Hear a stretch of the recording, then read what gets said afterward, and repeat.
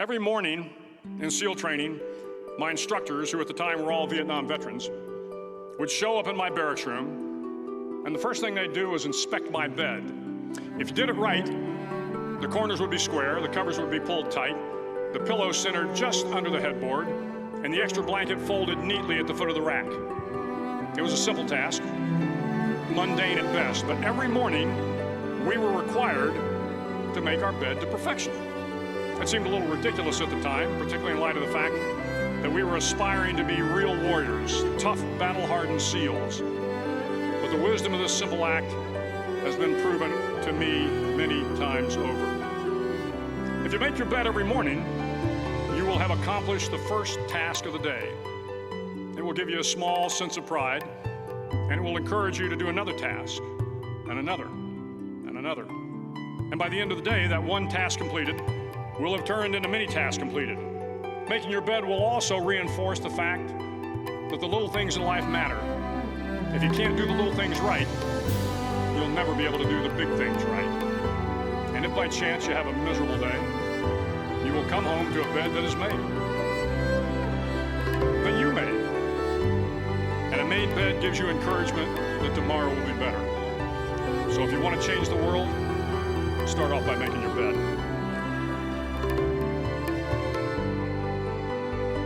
Nearly 16 when I joined the Royal Air Force, of course, and about 40 when I left. So the next few years were going to be exciting, to say the least. Many different countries, war zones, deserts, all sorts of things. So let's start with the first few years in training. The exact number in my billet escapes me, probably 24. We each had a single metal frame bed, on one side of which was a bedside cupboard, and the other a tall wardrobe. Every day we had to strip all the bedding and fold the blankets and sheets to form a bed pack. The wise amongst us found stiff cardboard to make the bed pack into a perfect rectangular shape. The first month of communal living was not easy. Forced to get up early for physical training, then shower and breakfast, then a long march to school, accompanied by the military band. I remember marching to the Elvis Presley song, Wooden Heart. It sounded great when played by the military band, bagpipes included. During the first 3 months of probationary training, you are not allowed to leave the base. All civilian clothing had been taken away from us, so it would be impossible almost to venture far from the camp without being spotted. Every week we would line up to collect our pay, 15 shillings or 75 pence in today's money. Yes sir, 378 Ponting. The RAF kept back some of our salary so that when we did eventually go home on leave, we'd have some money to spend. Daily outgoings were very little. The RAF fed us well, camp cinema cost 6 pence, and a bun from the naffy was only a few pennies more. Of course, those who smoked never seemed to have enough money and would borrow from those of us who had no vices. Well, not at that time. At the end of the first 3 months, there was a parade to mark the induction part of our training. My mother made the journey to South Wales to watch the parade, together with my brother. Nor was that the pass-out parade, I can't remember now. A few students never reached this point in the training. I was surprised at how ill-prepared some students were to proceed into adult life, unable to tie their shoelaces or carry out basic bodily functions without the help of others. Cadets that didn't wash or shower were stripped, put in a cold bath and scrubbed with a yard brush. Harsh treatment. I have a feeling that some parents push their sons into the RAF to make them become independent. One of the cadets under my control as a leading boy in our billet couldn't tie his shoelaces or indeed make a decent job of his tie. All the other boys made sure he passed the daily room inspection. Mainly we'd all suffer in some way if one person let the side down. The general scheme to build teamwork.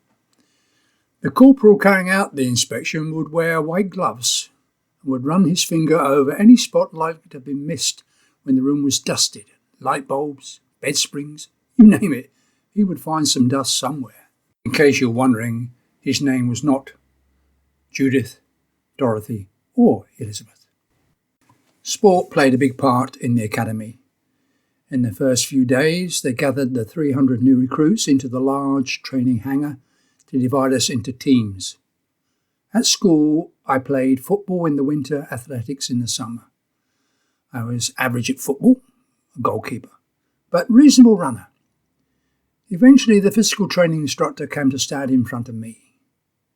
He did not offer me a choice. He said, "You are a big lad for your age." RAF records show my height as 70 inches and my weight as 166 pounds. Go and stand with the rugby team. I had learnt not to argue, even at this early stage of my career, so I went to join the rugby team. This was another big decision in my life, even if I did not make it. 18 months later, I passed my final exams, coming fourth out of 300 students. This was more remarkable as the exam was only 2 weeks after the funeral of my father. Early in my training, I was made a leading boy. This gave me a single room at the end of the billet and the responsibility for good order inside the billet. So when one Sunday morning the loudspeaker in the billet bellowed out into the air, "Leading boy Ponting is to report to the main guard room immediately," I jumped to my feet and proceeded at pace to the main guard room. Sometimes I was called because one of the men in my billet had been causing trouble, so I was anxious to find out the reason for the call. Looking back, I can understand the reason for the duty officer confirming my name, and then he blurted out, "Your father is dead, son." Over the next 22 years, I had cause to give the same terrible news several times. I always tried to be more considerate. I was given a 48-hour pass, train tickets, and a small sum of money. I travelled home in shock and unsure what I would find on my return home. When I arrived at my home, there was no one there to meet me. The house was empty. I'd always been able to get into my house via the kitchen window, so I gained entry and sat and reflected on what I should do. In those days, the house did not have a telephone. I have no idea how I managed to find the number for my Uncle Ernie, but I went to the local phone box and called him. Memory fails me as to what happened over the next few hours. My father was subject to a post-mortem, so the funeral would take some time. I telephoned the RAF on the number they had given me to ask for more leave of absence. At first they refused, stating my exams were coming up. However, as the eldest son, they relented and I could attend my father's funeral. My first posting after finishing my training was Royal Air Force Abingdon, near Oxford, starting on the 11th of April 1962, ending the 2nd of March 1964. The winter of 1962 was a very bad winter. We were shoveling snow to clear the runways, it seemed forever, and the roads were also needed clearing. Feed could be delivered to the base and then dropped by aircraft to the animals stranded in the fields. Actually, it was an easy start in some respects to my RAF life. This was a transport command station with very few requirements for weapons engineers. It was also the parachute training school. The airmen responsible for the training were all physical training instructors, PTIs. Having so many PTIs made the station rugby team very strong. In fact, they had the best team in the RAF. So I was not expecting to make the first team immediately. At RAF St Athens, I played the rugby as a forward, being big for my age. But here we were in the man's game with huge international rugby players, much bigger than I. So I wasn't expecting to make the first team immediately. But my speed and enthusiasm soon changed that, and I became a member of the first team. Brian Morgan, the RAF team captain, nurtured my skills and ensured that rugby became such a big part of my life. John Brown, a British Lion and world-class centre, was also in the team, so plenty of experience to learn from. It was not all about rugby. As a young man, there was other things important. On one weekend trip home, I met a friend who had followed me into the RAF. In fact, all the boys who went into the cadets with me also joined the RAF. John Burgess and his brother Michael lived across the road from me. John had found himself a local girlfriend. He asked me if I would like to meet his girlfriend's best mate. I did not need asking twice. She was young and beautiful, and we soon became very close. I had a close friend from St Athan days, Bill Smith. He joined the RAF at the same time as me and was posted to Abingdon at the end of our training. Bill was a welder, so he was posted to the station workshops, a home for the carpenters, welders and other non-aircraft trades. He used to maintain all the aircraft support equipment. He had purchased a Messerschmitt car, and as soon as we arrived at our new station, I think you could drive this on a motorbike licence. He already had an Ariel Square 1000cc motorbike and sidecar. I asked Bill if he would like to take me home at the weekend, and I promised him I would find him a girlfriend. I had two girls in mind, Susan Burgess and Jackie Norman. Bill eventually married Jackie. Sitting in the back of this small death trap was worth all the stress it gave me many more hours at home with Eleanor Owen. Bill didn't let me have a go on his motorbike, which was a mistake, because the first time I drove it, I went straight across the roundabout outside the camp. To steer a motorbike and sidecar requires a special understanding of when to put the power on and where. Another friend of mine, a fellow armourer, Philip Hill, was going out with this young socialite, beautiful girl. It was still the time of national service, and many young men were serving out the last few years of this soon-to-be-abandoned requirement to serve one's country. Philip had an Elvis car, which must be worth many thousands today. You can only afford to drive this when we put some money together, after we'd both been paid. He told me the car was left in a will, his uncle's will, to his father, and his father had a similar car, and this was now his. We had great fun driving around the camp, showing off in front of all the officers. He also had an Austin A35 van, small but more practical. This was to find another use as his relationship developed. His girlfriend was part of the riding fraternity. Big parties would be held at weekends. Jockeys and young girls mixed with free drinks and made plenty of fun. Phil and his girlfriend invited Ellen and I to one weekend party. Phil told me it was like taking coal to Newcastle. I was later to find out what he meant by this cliche. It was a big surprise to Eleanor when she went to the toilet, and everywhere she looked she found couples making love. I was not allowed to go to any more weekend parties. On the weekends that I couldn't get home, I would take advantage of the station go-kart club. The club owned several karts, and on weekends a track made from old aircraft and lorry tyres was quickly built between the two aircraft hangars.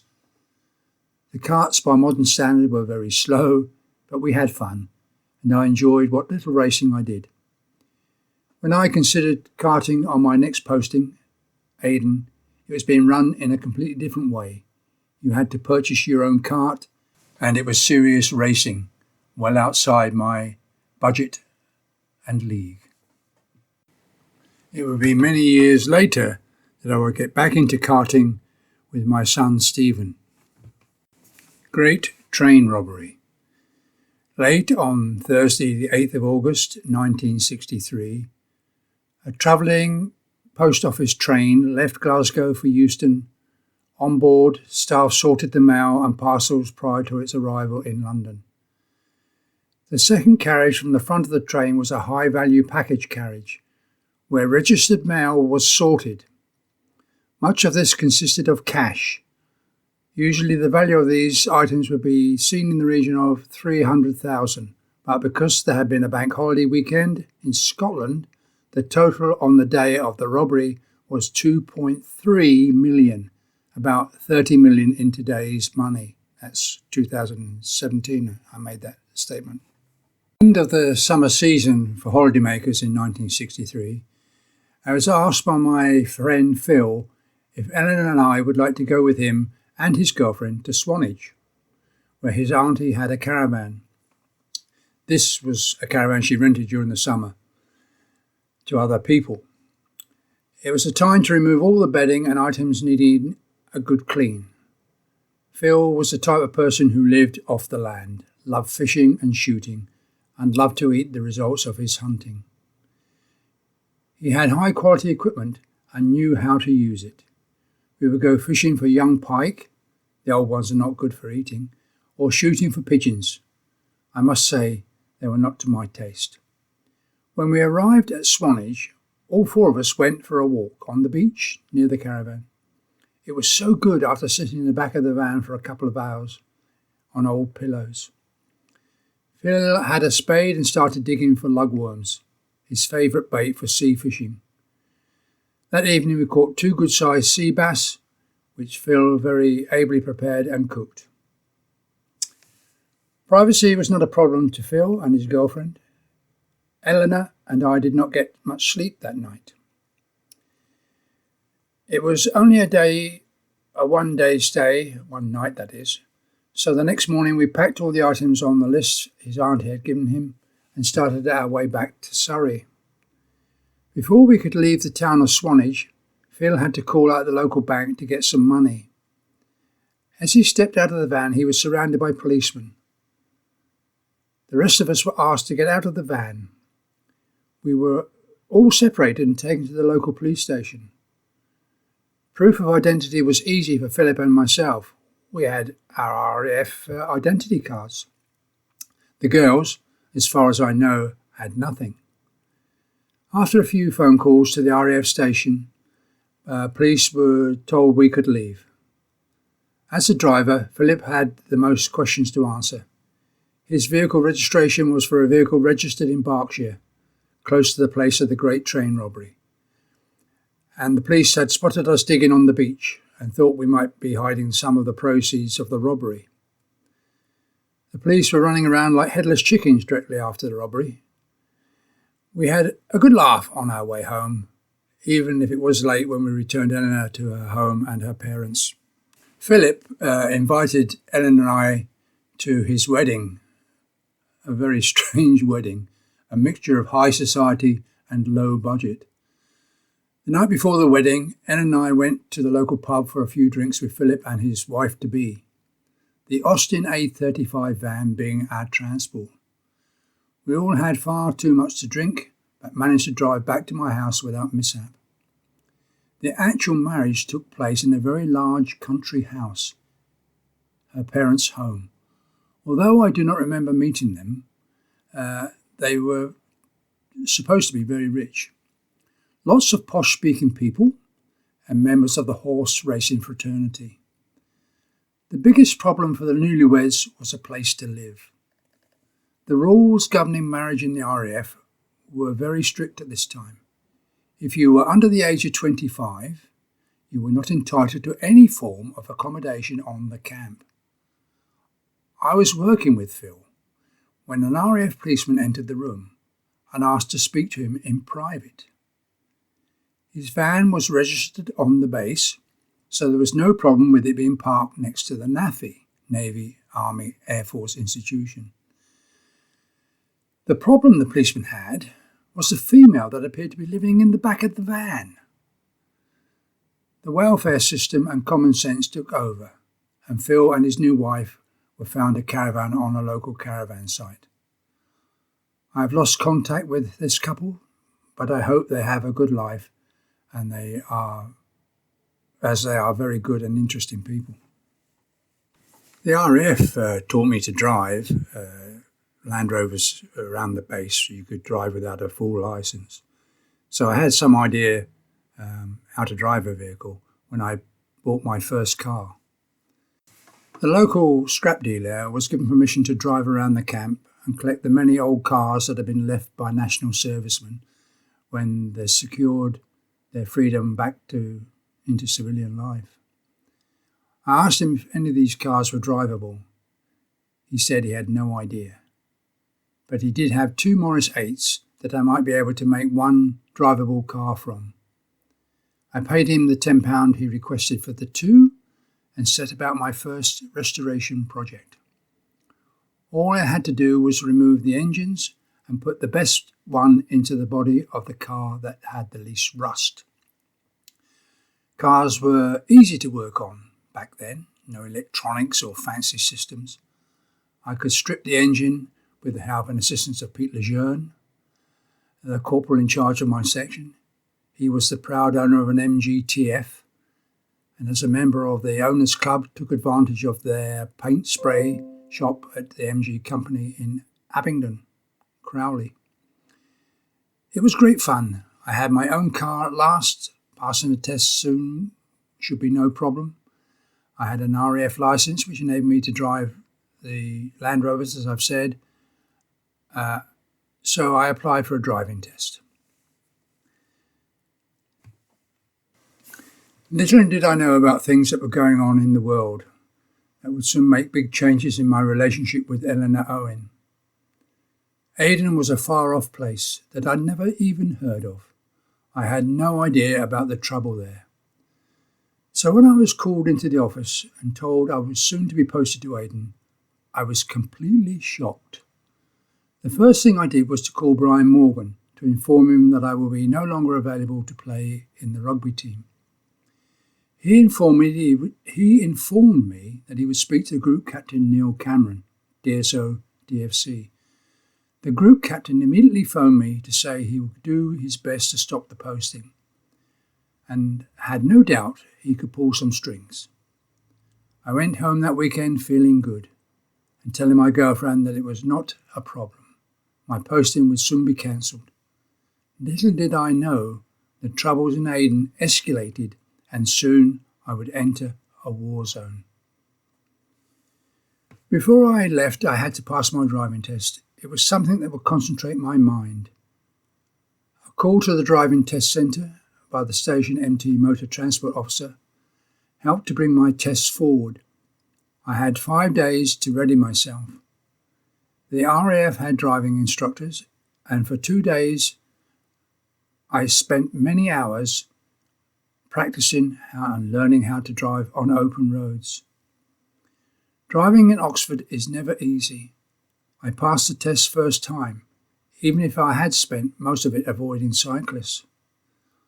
I'm not certain what I did with the Morris.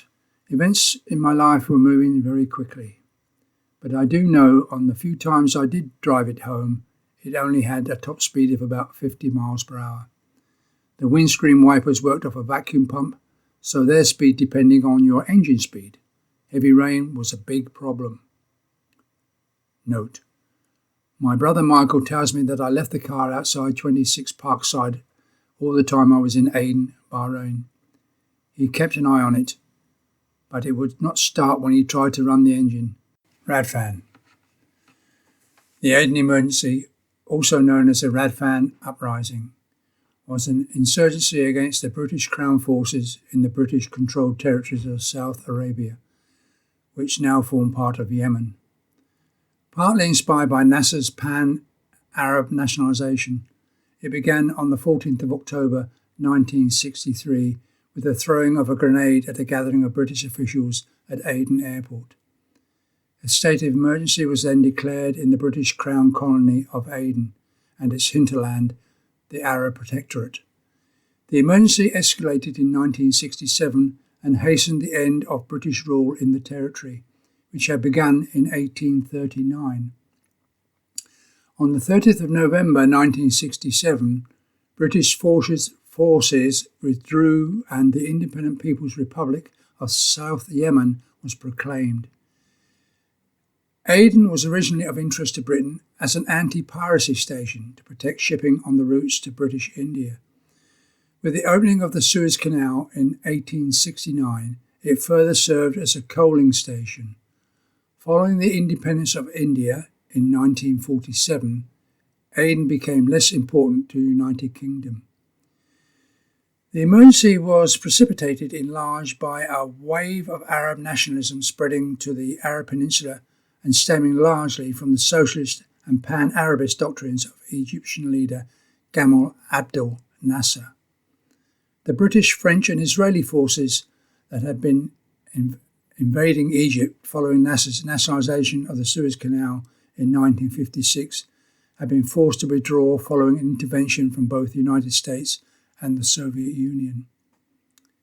Nasser enjoyed only limited success in spreading his pan-Arabist doctrines through the Arab world, with his 1958 attempt to unify Egypt and Syria as a united Arab Republic collapsing in failure 3 years later. As perceived, anti-colonial uprisings in Aden in 1963 provided another potential opportunity for his doctrines, though it is not clear to what extent Nasser directly incited the revolt in Aden, as opposed to the Yemeni guerrilla groups drawing inspiration from Nasser's pan-Arabist ideas, acting independently themselves. My first overseas posting, Royal Air Force Comaxa, 2nd of March 1964 to the 16th of November 1964. I would like to blank this chapter in my life. However, here are my recollections. Once again, billeted in large communal room, extremely hot with the constant noise of the overhead fan beating the air. Sleeping on top of a sheet in your underpants, noisy room with people playing music of all types. An Arab man will bring your tea in the morning and take away your dirty washing, bringing it back the next day fully starched like cardboard. All for the 50p a week we paid him. He would be earning a lot of money in comparison to most of the local Arabs. Single men with no sporting interest turned to drink. Many formed long-term drinking problems. I still played rugby, not the best sport to play on hard-packed sand, and football when they were short of a goalkeeper. When I think back on the difference in communication then and now, I remember it was a time when a simple letter home could take more than 2 weeks, and another 2 weeks, of course, for a reply to you. Both my maternal grandparents died during this period of my life, and I never found out about this until my return. Mother never was great at sending letters. It was customary to get a month at home after serving 1 year. The tour of duty for single men was 2 years, 18 months for married men. I told my girlfriend Eleanor I will be home after 1 year. She promised to wait. My brother tells me she used to visit my mother every week and waited for my return. Then the situation changed, and Aden became a different type of war. Some of the aircraft were moved to Bahrain, and I was to go with them. They told me I would not be getting my month's holiday since I would only serve 9 months in Bahrain. The next letter I received was a Dear John. One weekend, the section I worked in, the 30mm Aden gun servicing bay, decided to have a section barbecue on the beach. As a driver of the section lorry, I was detailed with my friend Roger to collect the large dustbins and then fill them with ice from the catering section. As we were loading the bins on the lorry, another section member arrived with the mail and handed one to Roger. He was very excited. He'd been waiting for some news from his wife for some time. Upon reading the letter, he burst into floods of tears. It was bad news. His wife was pregnant. Roger had been in nearly 9 months. His wife was not pregnant by him, and it was not going to be his first child. Roger was in a state, so I drove him to the main armoury where I knew the armoured officer would be, even if it was Saturday morning. He was not at all sympathetic. "This is a ploy to get him home early. We will need to check this," he said. 4 weeks later, Roger was given 1 month's compassionate leave. He forgave his wife, and on his return home, they got back together. But the marriage did not last long. She left him for another man. It was a time when many, many relationships failed, including my own. Overall, a bad experience. I lost one of my best friends and saw the worst of mankind. Bahrain. RAF Muharraq, 16th of November 1964 to the 20th of July 1965. Small, hot, and no sex, but much safer than Aden. One thing I did not miss about Aden was the drive to work. I was one of the team who had a license to drive a 1-ton truck, and it was fun to drive, and much better than sitting in the back. A few families, a small swimming pool with restrictions on when you could swim or not swim. My commanding officer had a daughter of about 16, and for some reason he considered me to be a suitable person to escort her from school to her home every school day. Towards the end of my tour, I was called back to Aden to join the Combined Services rugby tour to Kenya, Uganda. The last month spent on a rugby tour was reward for the rest of the time I spent in such a hellhole. Staying with various couples as we travelled around Kenya was such an experience for the young John Ponting. So little did I know about life. In Uganda, I stayed with the British High Commissioner, his wife and daughter. I think in different circumstances I would have liked to get to know the daughter much better. She took me to see the Murchison Falls on a nice romantic day. The Murchison Falls is where the Nile explodes violently through a narrow 6-metre gorge and upstream. The Victoria Nile hurtles through the rift's hinterland down an explosive 80-kilometre of rapids that rafters consider one of the world's scariest sections of white water, but provide a unique, exhilarating experience to say the least. However, the most dramatic view of the waterfall is found at the top of the falls, where the sight and sound of the Nile crashing through the 6-metre wide chasm even, is an unforgettable assault on the senses. I loved that trip. Staying on a tea plantation, I was made aware of the ongoing problems with the Mau Mau uprising. I was told to keep all my clothing and valuables out of sight when in bed at night. All the windows had good security bars. However, you needed a little window open just to get some fresh air in. The Mau Mau would use a fishing rod and try and hook anything of value if you left your window open too much. The plantation owner asked me if I liked tea. I, of course, said yes. When he asked for my address, I was surprised to find out he was going to send some tea to the UK for me. However, not so surprised as my mother was when a large tea chest of tea arrived on her doorstep. The workers on the plantation, while they seemed happy at their work, but not having the chance to talk to them, I could be wrong. I returned from the Middle East to have a period of 6 weeks leave. So after a period of 10 weeks without a haircut on the rugby tour, nobody would know I was serving in the Royal Air Force. Going on a few days' holiday to the seaside, I met 2 young Scottish ladies from Corby. The new steel-making town had many Scottish steel workers. The town was one time known locally as Little Scotland, due to the large number of Scottish, obviously. They were migrant workers who came to Corby for its steelworks. Recently, Corby has undergone a large regeneration process with the opening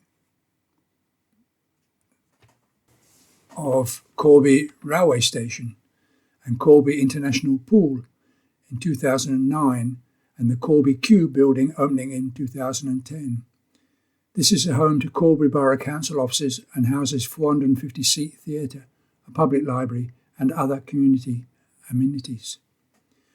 What I didn't know, until they told me, was that the news station had a dance every night, Thursday, and busloads of girls would travel from Corby to RAF Cottesmore to find boyfriends and enjoy their cheap drinks. I did arrange to meet them in Corby on my way to my new station. However, when I tried to find their housing estate, I had great difficulty. Everybody I stopped to ask spoke in a broad Scottish accent, and being new to the area, had little or no idea of the location I was trying to find. My first Thursday night dance was an opportunity to apologise for not meeting them as arranged, only to be told they did not expect me to turn up anyway, and they had already had boyfriends on the base. Plenty more fish in the sea, I thought. Royal Air Force Cottesmore, 20th of July 1965 to the 5th of April 1967. My next posting was in the county of Rutland, the smallest of all England's counties. This was my first tour working on the magnificent V-bomber. I was playing rugby for Oakham and minor counties. It was at this time that I met a very good friend called David Taff Williams and his wonderful wife Betty Wynne. Saturday nights at RAF Wittering were the main attraction of the week. The top bands would be playing live and it would be good fun for all. One thing my tour in the Middle East had given me was money. On my leave I had purchased an MG Magnet, a beautiful car. So I was always in demand as a driver. One thing I've never been, probably because of my childhood, is a big drinker. So it was not a problem to drive people to the dance. One of my friends in the rugby team, Mitch Mitchell, had a girlfriend who was also a friend called Judith. Judith and I became friends and started a relationship. A detachment to the Far East, RAF Tenga, 13th of February 1966 to the 20th of May 1966. The V-bombers had to practice their role, so my squadron would fly to Singapore and then on to Darwin, Australia, to do live bombing. Taff Williams and I became even closer friends. Travelling to Kuala Lumpur together on one weekend, we had off, and playing rugby in Australia, rugby league that is. I was offered a contract with the Northern Australian Rugby League team. On careful consideration, it would not have been a wise move. After 3 months away, I returned to RAF Cottesmore to take up my relationship again with Judith. My car, which had been left on the main car park, suffered me leaving the handbrake on. The brakes had seized on, and it took many hours to get the car roadworthy. My relationship with Judith had not suffered too much during my 3 months away, and eventually we got back to a strong relationship. When my overseas posting to Aladdin came unexpectedly in 1967, I had to find a quick buyer for my MG. A corporal in my section, a learner driver, unknown to me at the time, offered me a good price, so I was lucky to get as much as I paid for it. The proud new owner of my car asked me to join him and two of our friends on a trip to the nearest inn. He wanted to make sure he would have no problems with the car, as he'd only had a short test drive. The Fox and Hounds Exton is a beautiful old pub. Back then it had a spit and sawdust bar. It was about 2 miles from RAF Cottesmore and very popular with airmen. The pub was situated on the main A1 trunk road and was also popular with people driving north and south on this major road. I never drink much, and my friends were also only going to have a couple of drinks as they were playing rugby the next day. I was very concerned that the owner of the old car, my old car, seemed to be drinking more than us. Even back then, drink driving was frowned upon. When it was time to leave, I asked him for the keys, saying I would drive him back to the camp. He said it's only a couple of miles, and it was all country roads with no problems. What the three of us should have done was to walk home. even if it was a cold night. Against our better judgment, we got into the car and off we drove. The driver should have crossed the A1 and then taken the road back to the base. Instead, he turned right onto the main road. I immediately questioned him as to why he had turned right. His answer was he was going to the transport cafe for some supper. The nearest cafe was some distance north.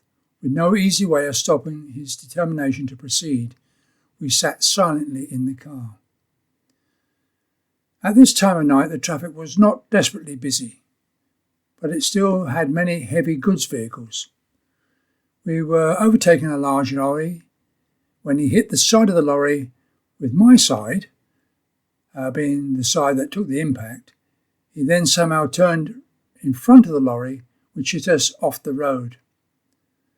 The road at this point was raised above a steep embankment, and we were flying towards a large motorway sign, which we fortunately missed. The car came to rest on its side at the bottom of the embankment. I'm not certain if my old MG had seatbelts fitted. If it did, I was not wearing mine. I ended up in the field, having been thrown out through the sliding roof. The other three were still in the car. As I rushed to check on them, I realised I was on the other side of a wire fence. Another lucky escape. I managed to get the others out of the car and looked up at the road to see the lorry hanging off the edge of the embankment above us. It seemed an age before the ambulance came to take the driver of our vehicle to hospital.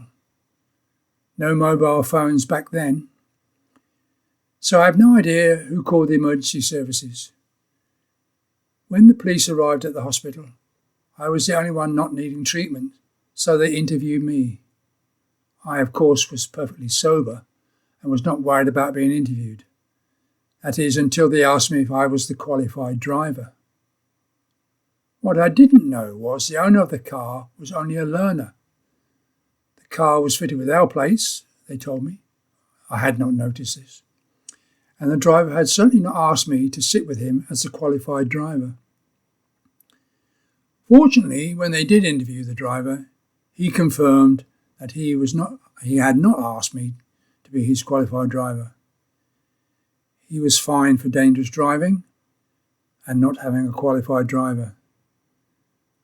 I never did find out if the car ever got back on the road, but I doubt it very much indeed. My work and play in Libya, 5th of April 1967 to the 23rd of September 1969. RAF Al Adam had a small complement even of weapons engineers. Considering the large number of explosive devices left by the Germans at the end of World War II, there was never going to be enough of us. As well as looking after the supporting ground equipment, I would help the station photographer when required. Like most of the postings in the Middle East, it was hot and very, very hot. The environment we lived in was not a good one. We started work at 7 in the morning and worked until 1 in the afternoon. As a single man, it was no surprise that I found the life to be very difficult to cope with. The only sport that we could play was football. For other sports, you had to be good enough to go to Cyprus. I went for 1 or 2 games of rugby and tug of war. I was in a relationship, as most people know, with Judith Hutchinson, and when we decided to get married, I proceeded to find a means to get back to the UK. You would think it would be easier to get a flight. Well, getting home was relatively easy. He went up to the loadmaster of an aircraft and asked if he had a spare seat on his aircraft.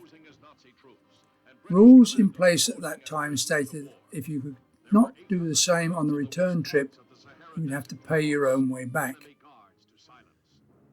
RAF Al Adam had no civilian aircraft flying in and out, so it was very difficult to get back if you could not bag or blag a seat on a military aircraft. All was not as bad as it seemed, as Al Adam relied heavily on aircraft from the UK to deliver most of its supplies. Well, as we know, I returned to marry Judith. There were, of course, many problems, not least a place to live. A small number of married quarters on the main base were always taken by officers and those airmen that had children. Before the RAF would fly you out, your wife would have to have a place to live, of course. RAF Al Adam was 15 or so miles from Tobruk, the only place I would be able to find rented accommodation. All rented accommodation had to be vetted by the government civil servant responsible. As with many things in life, it is not what you know, but who you know. Sport is a great way to establish friendships. One of the football players in our team worked in the family's office. He helped me jump through all the necessary hoops. Having found my rented accommodation, I could send for my wife. As previously stated, nothing prepares you for the initial stepping into the hot air as you arrive at the desert. It must have seemed so different to Oakham when Judith stepped off the plane. I'm not certain why, but Judith seemed to laugh at the fact that my shirt was only pressed on the front. I was rushed trying to get things organised for arrival and only managed to do the bit that could be seen, I should say. Arriving at our first home together must have been an even bigger shock. A single-storey, semi-detached Arab-style house, which I had some photographs. Judith had 6 weeks to wait after our wedding to get a flight to Libya. She stayed with my mother and Bill Miller. She said to me, "You never know how strong you are until strong is all you have left." Notable events. Our first dog.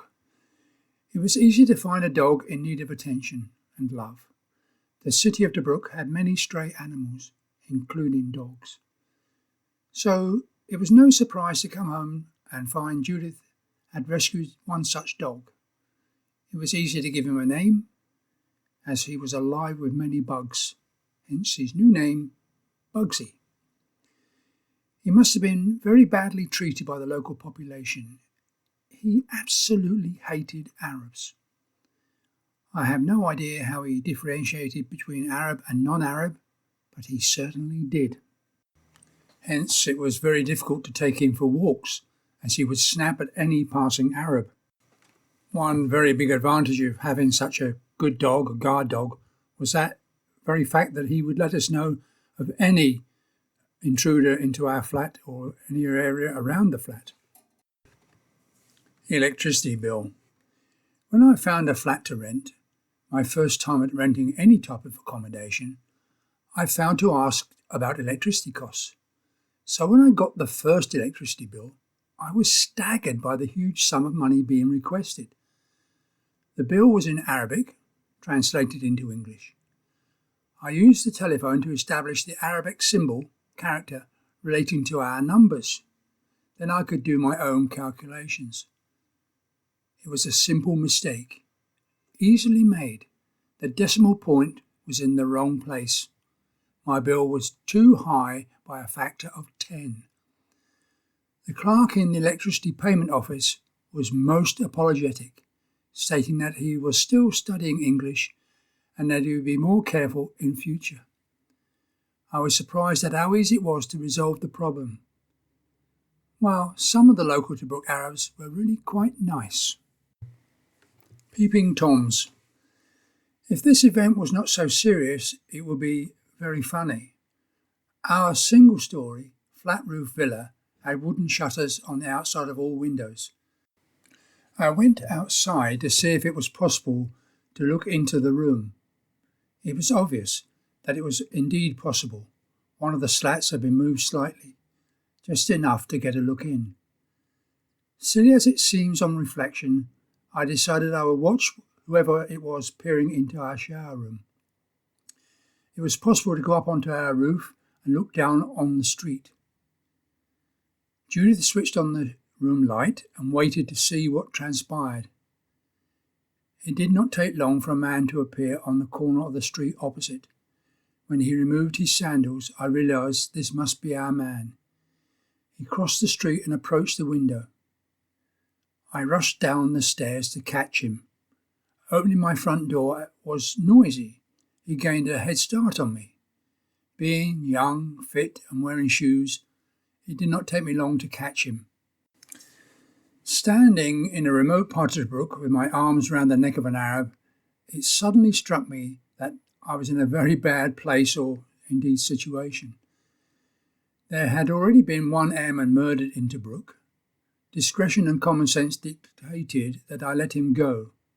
So I returned home, collecting one of his plastic sandals dropped during the chase. Judith was obviously upset, and after some deep thought, we reported the incident to the local police. The local police rounded up several men for us to identify, see if we could find the man in question. It was nothing like an identity parade in the UK. They were dragged in front of us one at a time. The sandal tried on his foot, just like Cinderella style, and the looks in our direction to see if I could confirm if this was the man.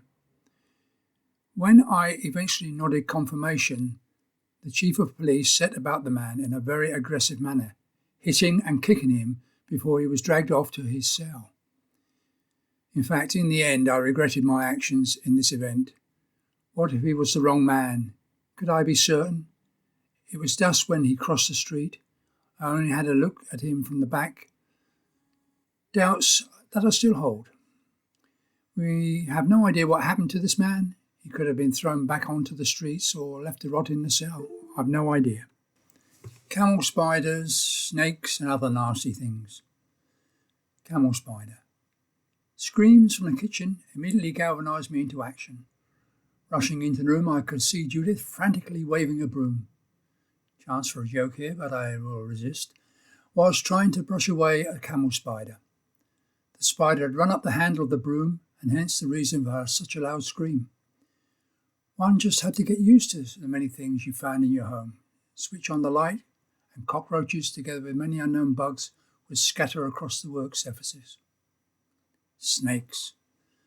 I would sometimes be called upon in the explosive storage area, ESA, normally when boxes required moving from one place to another. I have never been a great fan of snakes, so I would take extreme care when lifting boxes. We nearly always found snakes or scorpions. I once fell asleep on the beach, only to wake up to find that scorpions had walked all over my body. I could follow the tracks in the sand. It was the last time I took a nap on the beach in Libya. Barracuda. Interactions with humans. Like sharks, some species of barracuda are reputed to be dangerous to swimmers. Barracudas are scavengers and may mistake snorkelers for large predators, following them hoping to eat the remains of their prey. Swimmers have reported being bitten by barracuda, but such incidents are rare and possibly caused by poor visibility. Large barracudas can be encountered in muddy, shallow waters on rare occasions. Barracudas may mistake things that glint or shine for prey. One incident reported barracudas jumping out of the water and injuring a kayaker. Hand feeding or touching large barracudas in general is to be avoided. Spearfishing around barracudas can also be dangerous, as they are quite capable of ripping a chunk from a wounded fish thrashing on a spear, or out of the arm of which is holding the spear. Humans are not on the preferred menu, but haste can lead to confusion. I remember the stories going around the water ski club about barracudas being plentiful in Tobruk harbour. So when Judith fell off her water skis, and that didn't happen very often, she was a very good skier, and spotted that thought she saw a barracuda, I could hear her screams for help over the roar of the engine on the speedboat. Training the Libyan Navy. One day shortly after I arrived, my warrant officer called me over to his office. That was just a short stroll from my workshop. I was surprised he had used the telephone. When I arrived at his office, I could see that he had company. It was unusual to see Libyan military officers on the base. I never found out who made the agreement, but I had been seconded to the Libyan Navy for 1 week. When the Libyans formed their navy, primarily to protect shipping, they did not look outside the police force to man the patrol boats. This did not help when it came to seamanship. The Navy had purchased some very advanced high-speed patrol boats with 20mm Ornicon cannon mounted on the front. My task was to spend Monday of each week teaching them how to load and unload the ammunition. A relatively easy task, one might think. Several weeks later, and many crew changes later, I told my boss I could see no end to the training and my time was being wasted. Of course, I did make friends with the captain in charge, an overweight Arab with a liking for alcohol. When I had my in-laws over for a visit, he agreed to show them his patrol boat. I am sure they will never forget the sweet cup of tea, with a generous amount of carnation milk, served with a soft custard cream biscuit. This must have been saved for special occasions. Combined with the gentle rocking of the boat, we all left feeling very sick. Walking from Tobruk to Al Adam. Another of those mad things I got press ganged into. Later I will write about or talk about my walk from Peterborough to London, but that's another story.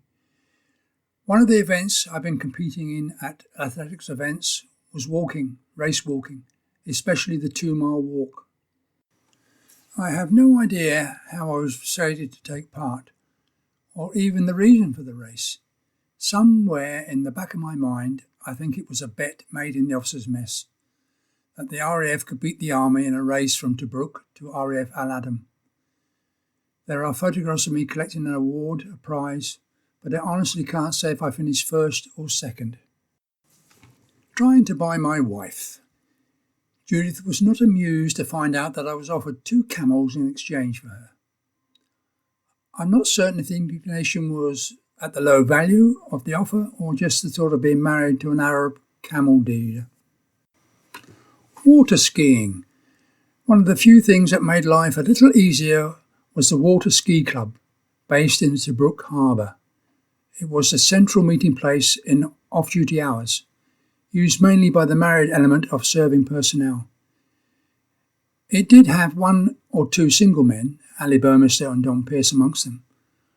Don was nicknamed Donkey. For some reason, that made him very popular. Stern drive. Both Judith and I learned to water ski and reached a good standard by the end of the tour, each able to slalom and monoski. Even if you were not behind a boat, you could enjoy driving them. Eggs. Judith also worked in the club's kitchen, which served various snacks. You could never be certain what would be available, as availability of supplies was a major problem in Libya. One day, Kathy Chaston asked Judith for a fried egg roll. She was politely told, "There are no eggs today, Kathy." So Kathy asked for eggs on toast. Once again, she was told, "We have no eggs." Asking for something else with eggs, she said, "How about scrambled eggs?" To which Judith replied, "We have no fucking eggs." I think this was the first time I'd ever heard Judith swear. Dr. Wolfgang Burker. The King's doctor had his own small boat, so when he wanted to ski, one of us would drive his boat. He was a very accomplished skier on mono or trick ski. A very nice man who lived very close to our home. Able to speak many languages, he found himself to be very useful at dinner parties. We went to one and he could speak to everybody and translate for us. It was a good day. Plane crash. In 1968, I formed a tug-of-war team, continuing with a sport I'd loved ever since local team Newhall and Woodham became the world champions. And my girlfriend's brother, being a member of the team, interested me a great deal. The rope we used for practicing training was stored in the morgue at this little used building, was adjacent to the patch of hard-packed sand we used to train on. When the Argosy crashed, airmen were detailed to go to the crash site to collect the remains and bring them back to Al Adam. I was lucky enough to be spared this task. My involvement was to assist in the unloading of the bodies from the transport and transfer them to the morgue. The smell remained in my nostrils for many days. Every time I returned to the morgue to collect the rope, I would smell the same smell. September the 1st, 1969. I awoke to find graffiti on the walls outside. What was all this about? Looking out from my window at young men running around in all directions, waving rifles and shouting in Arabic, it was obvious this was not going to be a normal day. I don't think there was a contingency plan for this situation. The agreement we had with the Libyans was only to protect them from any external threats. With some families living in Tobruk, 15 miles from the main UK protection zone, RAF Al Adam, it was obvious that this was not a good situation to be in. A curfew was imposed by the new government and movement around Tobruk was severely limited. Communication was very difficult, relying on the British Broadcasting Service to update the situation in curfew times. It had always been the case that all of our supplies were purchased in the NAFI, Navy, Army, Air Force institution, so there was no need for any great interface with the local population. Of course, most of the Arabs we lived amongst were as much in the dark as we were. As one of those not so important to the guarding of the main airbase, I was given the task of ensuring families remained indoors during curfews, monitoring the radio messages and running around the city, informing the wives of problems, the safety of their husbands, or any information to put their minds at rest. One of the concerns Judith and both I had was the fate of our dog, Bugsy.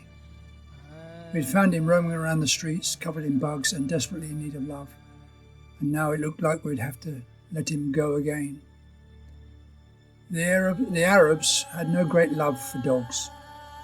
Every so often they would have a big cull, and many of the wild dogs that roamed the street would be killed. And if that was not bad enough, they would just pile them in a heap and leave them to rot away. You could smell the dead dogs from some considerable distance.